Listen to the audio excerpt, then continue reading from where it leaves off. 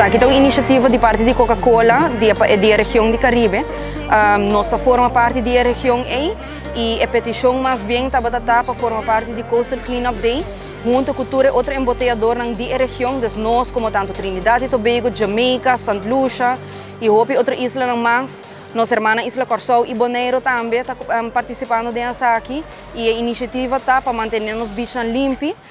Voral para nós que da parte do Caribe, nos bichos está muito importante para nós. Então, a maneira mais uma iniciativa para manter os bichos limpos. E seguramente a intenção está é união de união de empregados na põe com a ave está visto com nós quase hope se uma vez conhecer uma aliança com outra. Tá sendo que a tropa me pode elaborar então algo que é bem uma iniciativa que também for o sistema de Coca-Cola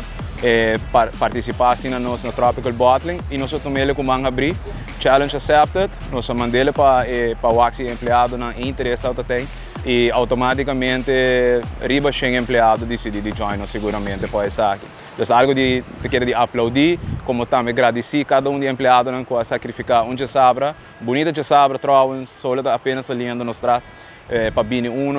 junto a assim para ajudar a pôr man para bom causa maneira já mencionar. Nós por baixo nos best também de keep it as green as possible, fazendo uso de nos saco de suco para tirar o sushi adem e nós temos partnership como tanto de Ecotech e também apoio por certo de Sunbomb para make sure que nos empregados não estão protegidos do sol e o sushi depois a Ecotech lo recolhe. Me quero agradecer mais que turcos e empregados não que até tempo riba ng dia livre para vir junto a 6 da manhã tá bani lama para nos recolher e dar nosso aporte na manter a Aruba tiki mais limpo a trobe danke na nos partner na Ecotech e também Sunbomb para manter nos protegidos solo e Ecotech para colaborar com nós para manter a Aruba limpa também do prover nos com baque.